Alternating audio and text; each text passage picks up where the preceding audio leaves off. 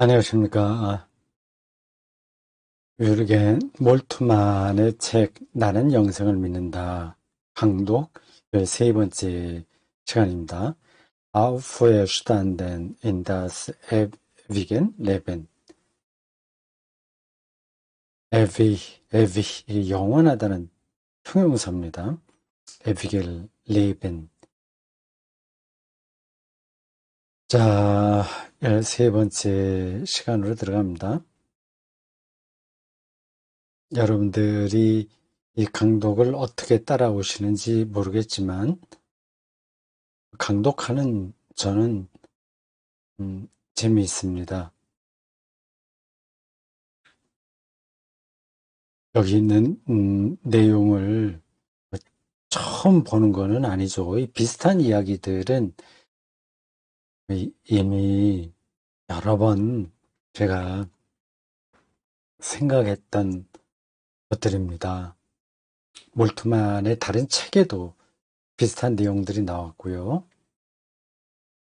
그 외에 뭐 파넨베르그 책에는 물론 많이 나오고 그 외에도 많은 신학자들의 책을 읽을 때 나옴직한 내용들입니다. 그래도 이렇게 대가가 이 마지막 자기 인생 그 부분에서 이렇게 편한 방식으로 쓴 글을 읽는 거는 또 새로운 맛입니다. 자, 13강입니다. 이제 본문을 보겠습니다. 43쪽부터 보면 되겠습니다.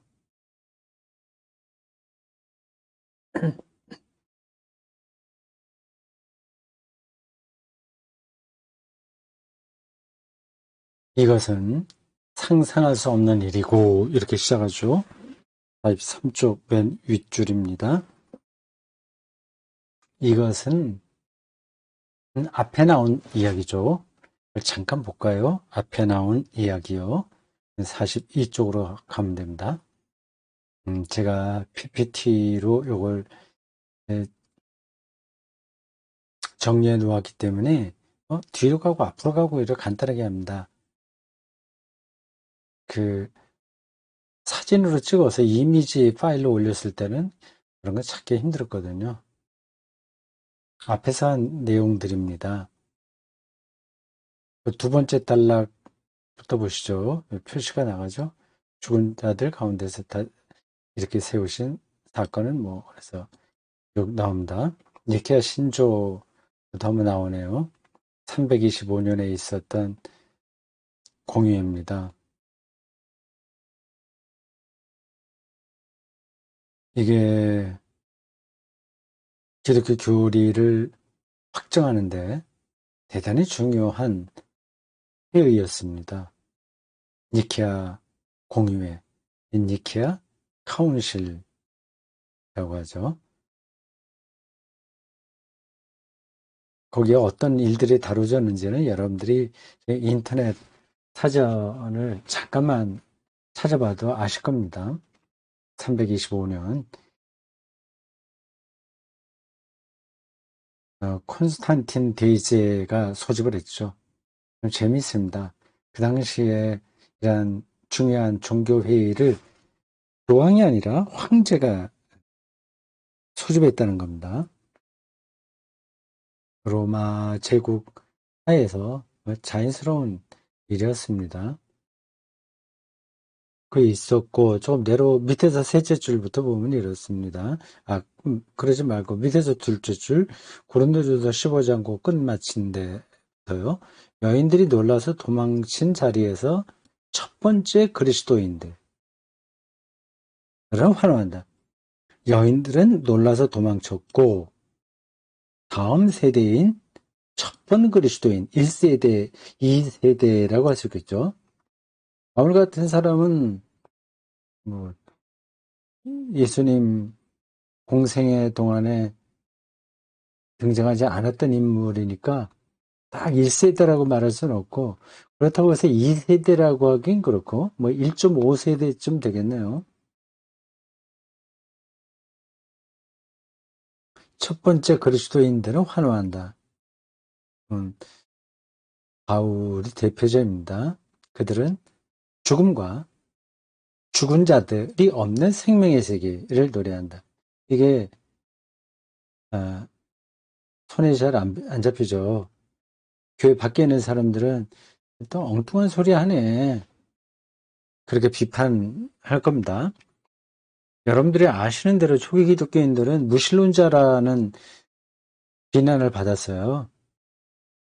로마의 종교적 틀에서 벗어났기 때문에 그렇습니다. 왜 그랬는지는 여러 가지 속사정이 있습니다. 넘어가고요. 죽음이 없는 생명의 세계, 죽은 자들이 없는 생명의 세계를 노래한다.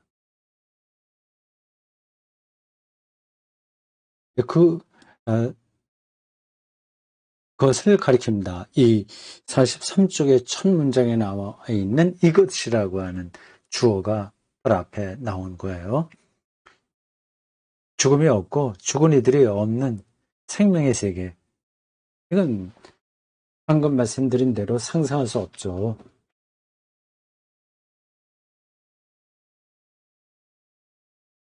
그리고 이 세계의 인식 가능성으로는 생각해낼 수 없는 일이다. 이 세계 인식 가능성은 우리가 상식적으로 알고 있는 그 사회 작동 원리를 가리킵니다. 서로 싸우고 또 빼앗고 또 전쟁하고 그리고 죽고 병들고 그게 우리가 인식할 수 있는 세계 상이거든요. 근데 그런 것으로는 생각해낼 수 없는 게 바로 앞에서 나온 죽음과 죽은 이들이 없는 생명의 세계라는 겁니다. 이 유한한 세계에서 불가능한 그 무엇이 하나님의 새로운 세계에서 현실이 된다. 강독 듣는 분들 중에서 신학생들이 있다면 이런 문장은 외워두는 게 좋습니다. 외울 수는 없죠. 근데 외울 정도로 이러한 언어를 되게 소화시켜서 사용할 수 있어야 된다는 겁니다. 하나님의 새로운 세계 안에 있는 현실. 이 현실은 리얼리티를 가리킵니다. 독일어로는 Wirklichkeit예요. Reality is a process. 그렇게도 말하고요. 노자와 장자 개념에 따르면 이 현실은 도입니다.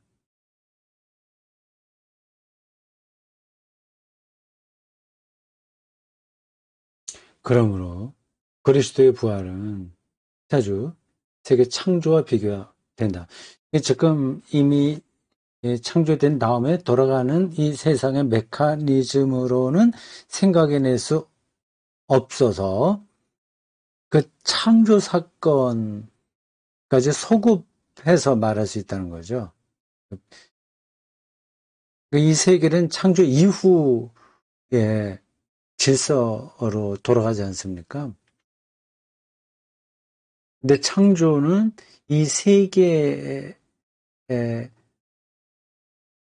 재료가 되는 어떤 것을 변형시키는 사건이 아니에요. 그 무로부터 창조입니다. 무. 크레아치오 엑스 니힐로. 무.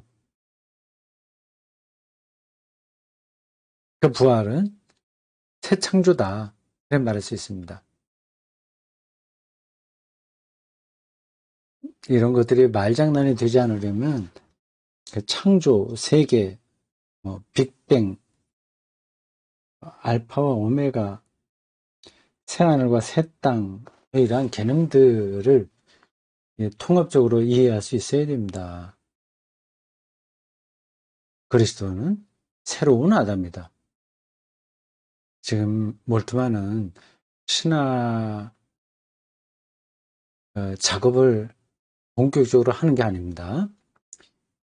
신학 개념에 근거하여 자신의 그 개인적인 신앙 고백을 에세이 쓰듯이 진술하고 있는 겁니다. 근데 그 안에는 2000년 역사에서 내려왔던 신학 개념이 빼곡하게 다 담겨 있습니다. 새로운 아담, 뭐 바울의 로마서에도 있죠. 새로운 아담. 아담은 인류 최초 인간입니다. 아담은. 근데 전혀 다른 생명이 예수 그리스도에게 시작했으니 새로운 아담이라고 부르는 거죠. 이 세기 그리스도인 비판가. 무슨 말이에요? 그리스도교 비판가예요? 이상하네, 표현이. 그리스도인을 비판한다는 게, 하는 사람을 얘기하는 거예요? 기독교를 비판하는 켈수스잖아요. 기독교인, 기독교, 어떤 게 더 맞을지요? 이 세기에, 인보다는 그냥 그리스도교 비판가인 이렇게 하는 게 맞을 것 같습니다. 제가 보기에는요. 원서가 어떻게 되는지 모르겠습니다. 이 세기 그리스도교, 그리스도교 비판가 헬수스는 그리스도인들이 뭐 그리스도인 비판가 해도 되긴 하겠는데 네. 그리스도인들이 자연세계 안으로 혼란을 가져오고 현대적인 의미에서 세계 혁명을 준비한다고 비난했다. 자신들의 기존의 질서가 그리스도교에 의해서 비난받으니까 전복되니까 혼란하게 하고 혁명적인 기운을 퍼뜨린다. 그건 스타트스코어라는 기존 질서를 유지하는 데 입장을 둔 사람들에게는 위험한 대상이죠. 스타트스코어가 무조건 나쁜 건 아닙니다. 지킬 건 지켜야 되니까요. 사도 바울의 무정부주의적인 예언도 그렇게 표현한다. 어떻게 표현한다고요? 세계 안에 혼란을 가져오는 것으로 세계를 혁명하는 것으로 읽힐 수 있다고 하는 거죠. 고린도전서 15장 24절. 그 다음에는 마지막에 올 것인데 그때 그리스도께서 모든 통치와 권위와 권력을 폐하시고 그 나라를 하나님 아버지께 바치실 것입니다. 이런 말들을 로마 권력자들이 읽으면 음, 둘 중에 하나의 반응을 보이겠죠. 정신 나간 놈들 미쳤다 이렇게 볼 거고 하나고 또 하나는 그냥 위험하다. 저걸 아예 초장에 좀 그 꼼짝 못하게 만들어야 되겠다. 그래 가겠죠.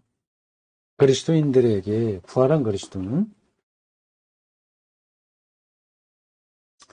인류와 땅을 파괴하는 무신론적 세력들과 권세들에 맞서 투쟁하는 저항의 힘이 되었다. 이걸 이제 오늘날 우리의 상황으로 바꿔서 설명한다면 이런 겁니다. 오늘 이제 교회가 이 자본주의가 지배하는 이 질서에 맞서서 투쟁하는 저항의 힘이 되어야 되는 거죠. 근데 전혀 그런 거하고는 거리가 멀어요. 오히려 자본주의에 포섭이 되고 말았습니다. 기독교는.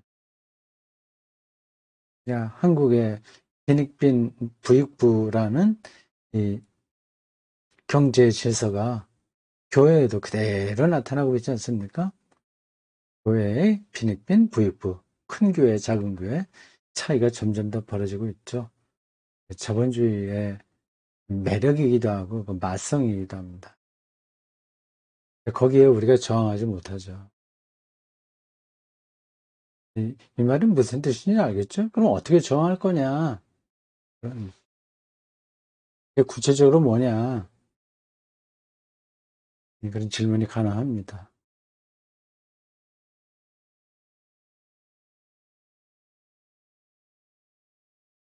저희 기독교는 로마 체제 안에서 전복적 세력으로 나타난 겁니다. 그러니 로마가 달가워하겠어요? 핍박하죠. 근데 그걸 뚫고서 로마의 공인을 받고 급기야 국교까지 나아가게 됐습니다. 죽음이 세계 질서에 대한 파괴된 신뢰는 새로운 창조에 대한 환호로 바뀐다. 이게 말의 문장이 좀 이상하네. 이 책을 한번 직접 보겠어요. 음,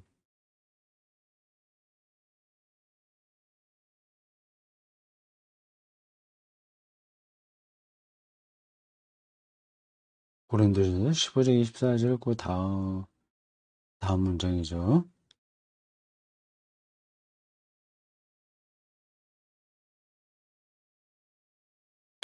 투쟁하는 저항의 힘이 되었다. 그건 뭐 그대로 되어 있고요. 이 책의 그 다음 문장 어떤 거 보겠습니다. 죽음의 세계 질서에 대한 파괴된 신뢰는 새로운 창조에 대한 환호로 바뀐다. 똑같이 돼 있네요. 근데 문장이 이렇게 매끄럽지는 않습니다. 죽음이 세계 질서에 대한 파괴된 신뢰는 이게 무슨 말인지 안 들어오는 거예요. 문장 자체가. 죽음이 세계 질서에 대한 파괴된 신뢰는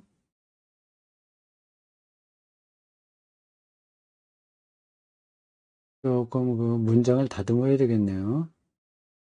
죽음은 세계 질서에 대한 파괴된 신뢰다. 근데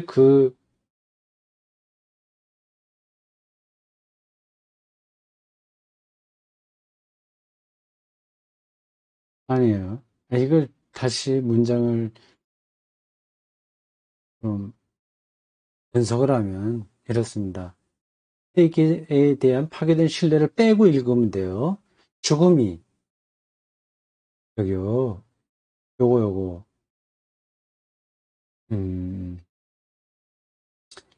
이거를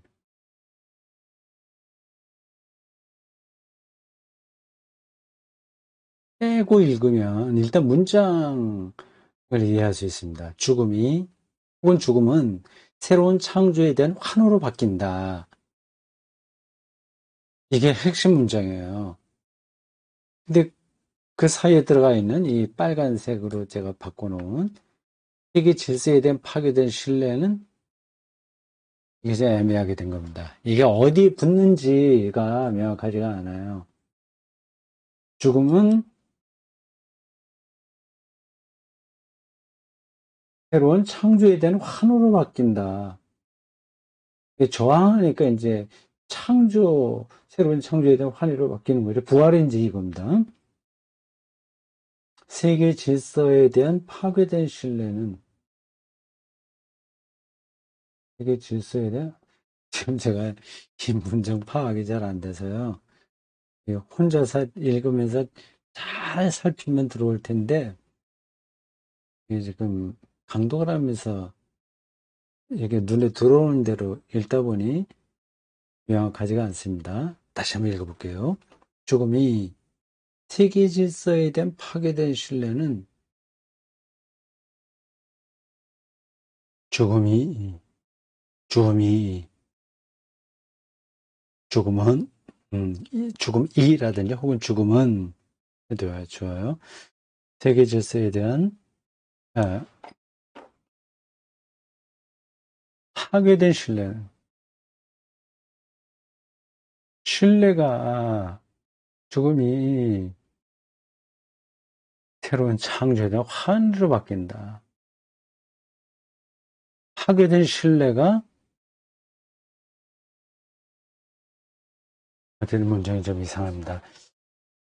신뢰가 환호로 바뀐다는 건지 죽음이 환호로 바뀐다는 건지 의미하잖아요. 근데 지나가도 되겠습니다.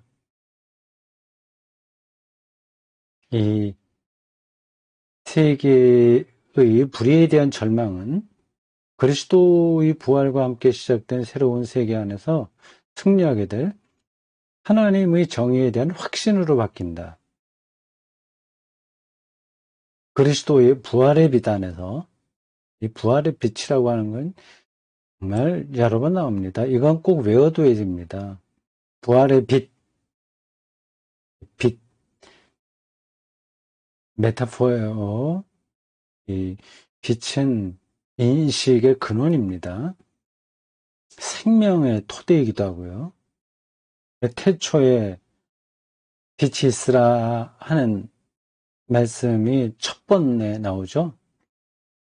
첫 번 창조가 빛이라고 하는 것도 많은 뜻을 함의하고 있습니다. 부활의 비단에서, 부활의 생명 안에서, 혹은 부활의 인식 안에서 죽음에 맞서는 생명이 생기기 시작했고, 폭력에 맞서는 정의가 이루어지기 시작하며, 파괴에 맞서는 새로운 창조가 일어나기 시작한다. 미움이 사랑으로 바뀔 수도 있고요. 그리스도를 죽은 자로부터 이렇게 세운 능력은 창조의 첫 번째 날에 활동했던 하나님의 창조 능력이다. 첫 번째 날에 빛을 창조하셨죠. 그 부활의 빛이라고 하는 겁니다. 이런 말들이 이론적인 말로만 들릴 수도 있습니다. 신학적인 이론으로 끝날 수도 있어요. 근데 그렇지 않습니다. 이러한 설명에 생명의 현실들이 혹은 구원의 현실들이 또는 하나님 나라의 현실들이 담겨 있어요.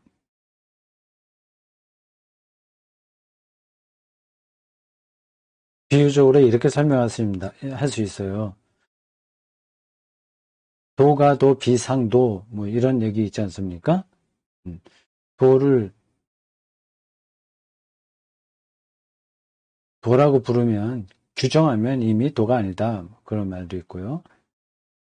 무의, 의도하지 않음으로써 할 수 없는 게 없다. 모든 걸 할 수 있다. 그런 노자장자유의 가르침도 어떻게 보면 굉장히 공허한 것처럼 들리죠. 모르는 사람에게는 그게 말장난입니다. 그런데 세계를 그 문장에 말해주는 관점으로 뚫어보는 사람들에게는 진리죠. 그런 점에서 신학을 공부하려면 이렇게 신앙 안에 들어가려면 성경을 바르게 이해하려면 텍스트에 대한 해석의 능력이 필요합니다. 텍스트를 해석할 줄 알아야죠. 이제 부활의 빛, 창조 능력 이런 것들을 실질적으로 이해하고 해석할 수 있어야 된다는 겁니다. 이것은 마치 물리학 방정식을 해석하는 거하고 비슷합니다. 수학이죠. 수학 방정식. 이건 잘 모르는 사람들이 보면 그냥 이렇게 저렇게 알지 못하는 기호가 나열되어 있는 것으로만 보입니다. 근데 그 방정식, 물리학, 수학의 세계를 아는 사람들은 그 리얼리티죠, 그게. 네. 44쪽 넘어갑니다. 그리스도의 지옥행입니다. 그리스도의 지옥행. 예, 사도신경에, 우리말 사도신경에는 안 나오는데, 독일 사도신경과 영어 사도신경에는 나옵니다. 십자가에 달리셔서, 묻히시고, 지옥에 내려가셨다가, 부활하시고, 이런 순서죠.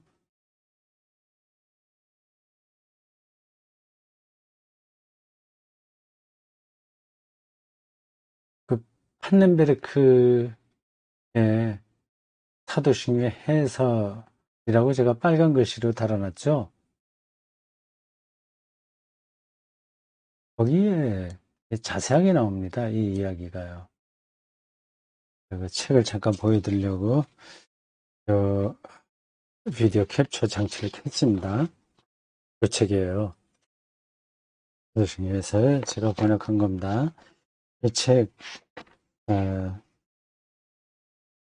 신학생들하고 설교자들에게 필독서인데, 한들 출판사에서 옛날에 2000년에 번역해서 나왔고, 그 다음에 뭐 몇 판 나오긴 한 것 같은데, 지금 절판이에요. 참 아쉽습니다.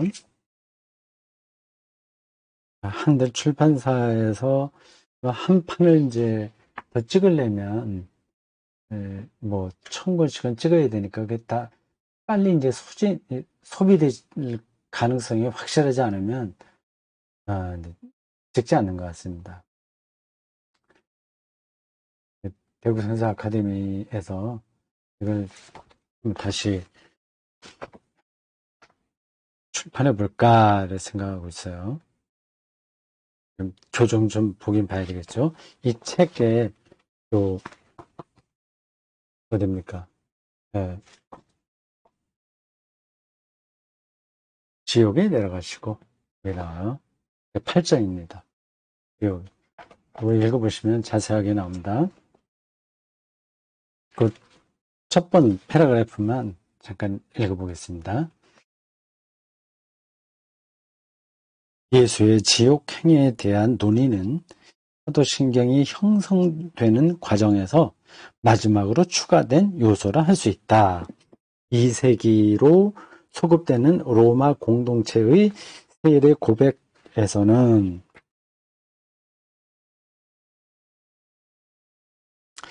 그리스도의 지옥행에 대한 언급이 발견되지 않는다. 그러나 분명히 4세기의 신앙 고백문에는 예수의 묻히심과 부활 사이에 음부에 내려갔다는 암시가 확실하게 언급되었다. 이 고백문은, 4세기 때의 고백문은 이런 진술을 통해서 예수 죽음의 운명을 보다 자세하게 묘사해 보려고 했다. 즉 예수는 육체적인 차원에서만 죽임을 당한 게 아니라 죽음이 의미하고 있는 바의 것, 말하자면 하나님과 그의 구원으로부터 배척을 당한 것이라고 말이다.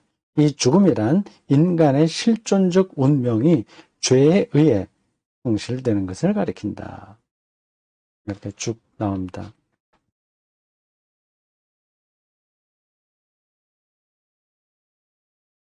자, 책 있으신 분들 한번 그 대목을 읽어보십시오.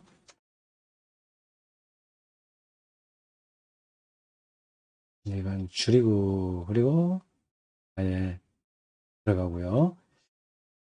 그리스도 지옥행 설명, 이건 시간이 됐으니까 이건 그치고, 다음,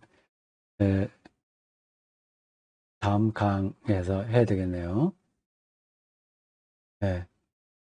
14강에서 그리스도의 지옥행에 대한 이야기를 이어서 읽겠습니다. 자, 오늘 여기까지 하겠습니다. 수고했습니다.